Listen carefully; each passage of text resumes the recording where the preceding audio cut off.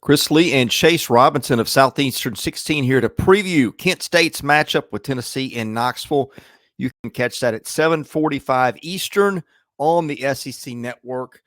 Lines makers have this as about a Tennessee 48-point favorite kind of game with an over-under of 62.5, which means an implied final score of 55-7 in Tennessee's favor.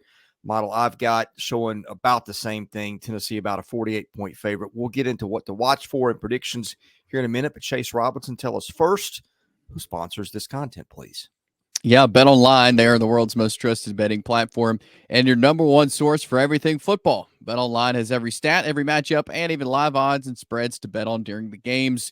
If you think you know your stuff, you can get in on a $200,000 mega contest and pick 5 games against the spread every week for your chance at weekly prizes and a share of $200,000. When the game's over, you can go to the online casino, get in on a game of blackjack or poker or one of the over 150 slots games.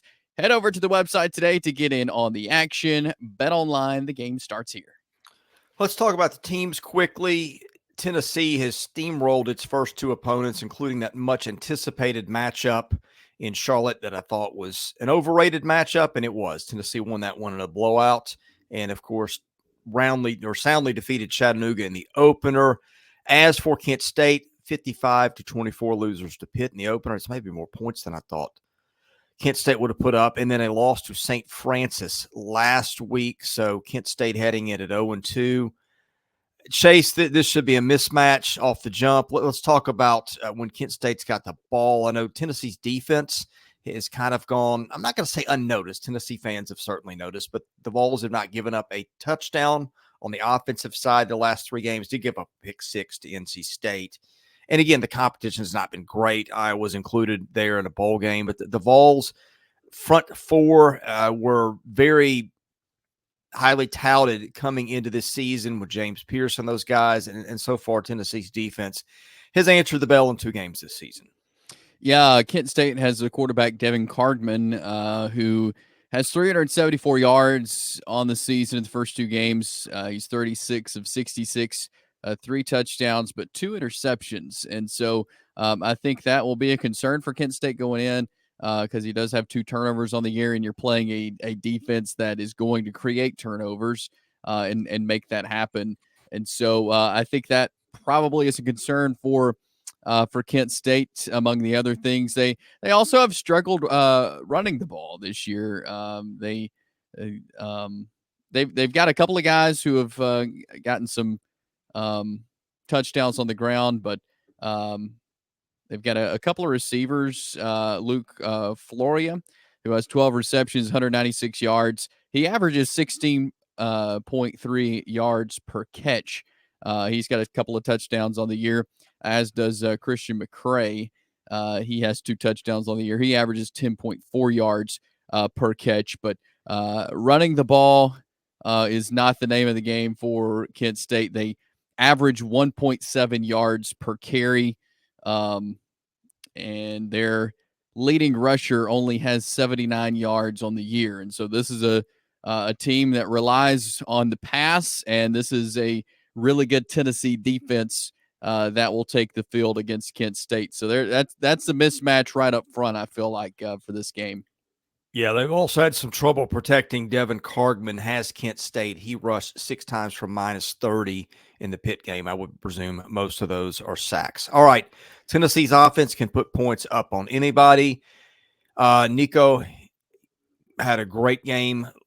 First 2 games, just set the world on fire against Chattanooga. Dylan Sampson, who was, I think, the second guy I took in our SEC fantasy draft that we did between the 2 of us, has delivered up to expectation.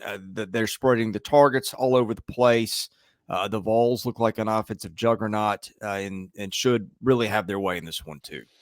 Yeah, this Tennessee offense is going to be one we're going to be talking a lot about this year. They're good. Nico Iamaleava is right there as advertised. So much talk, and I'll be upfront and say that I wasn't buying into it to start with. I wanted to see him in games and how he played. We got to see him in the bowl game, but I wanted to see him as the season started, and I like him a lot. He Yeah. is as advertised. He is he's gonna make a name for himself quick there in a Tennessee uniform, and he's got so many guys around him. And Dylan Sampson, you mentioned him. I love watching him run. This Tennessee team, I feel like, and not just in this game. I think they can name the score in this game, but I think a lot of games this year they're going to be able to have their way offensively because I don't see many teams being able to stop the high-powered offense of Tennessee. So yeah, it's a mismatch. Tennessee, I feel like can score however many points they want to. Yeah, and Tennessee is gonna spread the touches around between its running game and its receivers, and we know they've got a particularly deep receiving room. I'm looking at the Chattanooga game to see how many guys touch the ball, and it's probably going to look a lot like this. You had 8 guys get rushing touches in week 1. That includes some backup quarterbacks, an end around for a receiver, and then they had what? Goodness, 13 or 14 guys catch passes. That's incredible. Yeah, I think it's going to be one of those type of games, and that might keep the score down a little bit. But I mean, look, Tennessee did that against Chattanooga and still scored 69 points. St. Francis gave up 400 or gained 402 yards on Kent State last week. I shudder to think what Tennessee might do.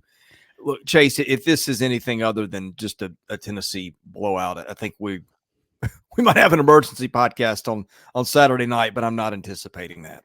yeah, and you look at the defense of Kent State. I mean, Pitt scored 55 on them.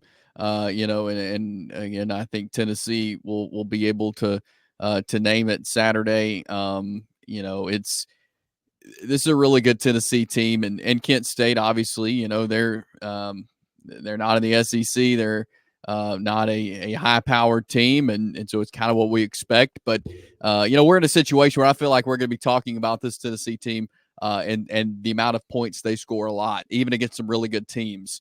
And this is, to me, and we've talked about it, to me, and I think a lot of people can say this now. This is a playoff type team for Tennessee. This is a team I think we're going to be talking about in the 12-team playoffs. So I feel like they'll get it done easy this week.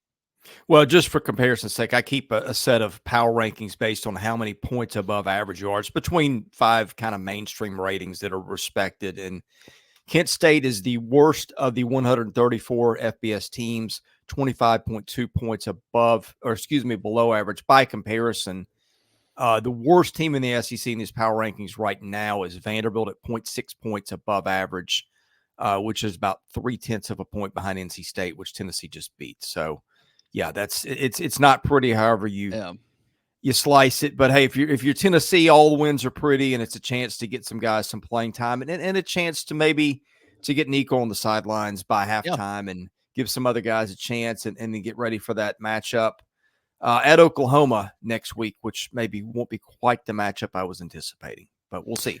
Right? Yeah. That'll be interesting. Tennessee, they're good. It's going to be fun. All right, we'll be here to talk about the Vols and everybody else who plays Saturday. Best way to get that, subscribe to the channel, enable your notifications, and give us a thumbs up if you like the content. That helps out our ratings. For Chase Robinson, I'm Chris Lee. We are Southeastern 16, presented by Bet